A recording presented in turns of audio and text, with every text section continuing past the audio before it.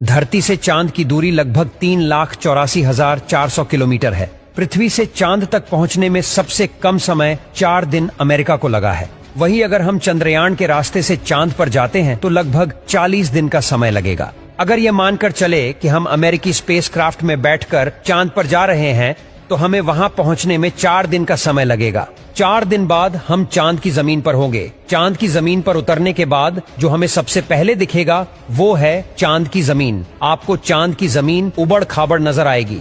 चांद की जमीन पर हर तरफ आपको बड़े बड़े गड्ढे दिखाई देंगे। जब आप चांद की जमीन पर खड़े होकर ऊपर की ओर देखेंगे तो आपको हमारा खूबसूरत ग्रह पृथ्वी नजर आएगा, जिसमें आपको पृथ्वी साफ साफ अपने अक्ष पर घूर्णन करती हुई नजर आएगी, लेकिन आसमान में हमेशा उसकी स्थिरता बनाए रखेगी। अर्थात चांद पर खड़े होकर पृथ्वी को कई वर्षों से अगर हम निहारते रहे तो वह अपनी जगह से टस से मस नहीं होगी। चांद का गुरुत्वाकर्षण पृथ्वी के मुकाबले 6 गुना कम है, यानी चांद की जमीन पर जाने के बाद हमारा वजन 6 गुना कम हो जाएगा। यदि पृथ्वी पर आपका वजन 60 किलो है तो चांद की सरफेस पर आपका वजन केवल 10 किलो ही रह जाएगा। यानी चांद की जमीन पर उतरने के बाद आप अपने आप को काफी हल्का महसूस कर रहे होंगे। आप इधर उधर आसानी से उछल पाएंगे।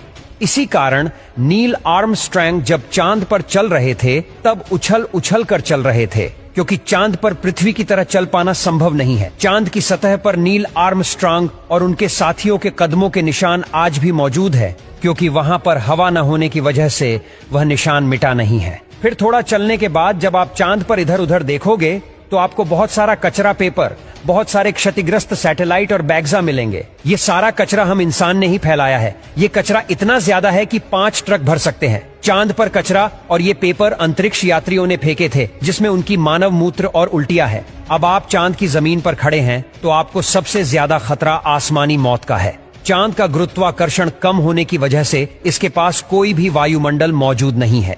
वायुमंडल की नामौजूदगी के कारण वहां पर रहने वालों के लिए उल्का पिंड से मरने का खतरा लगातार बना रहता है। यानी आप चांद पर खड़े हैं और पता नहीं कब एक बड़ा पत्थर आसमान से गिरकर आएगा और आपकी मौत वहीं पर हो जाएगी। यही वजह है कि पृथ्वी से देखने पर जो चांद पर काले धब्बे दिखाई देते हैं, असल में वे धब्बे नहीं, गड्ढे हैं, जहां पर सूर्य की रोशनी नहीं पहुंच पाने की वजह से वो धब्बे नजर आते हैं। सूर्य के बाद आसमान में सबसे ज्यादा चमकने वाली अगर कोई चीज है तो वो है चंद्रमा। जब हम पृथ्वी से आसमान की तरफ देखते हैं तो हमें नीला दिखाई देता है, लेकिन जब चांद से आसमान की तरफ देखेंगे तो हमें नीला नहीं बल्कि काला दिखाई देगा। यानी आप जब भी ऊपर आसमान की तरफ देखेंगे तो आपको लगेगा कि आप काले आसमान की दुनिया में आ गए हैं। अब चांद पर खड़े होकर आप बहुत बोरिंग फील कर रहे हैं और हम मजाक नहीं कर रहे।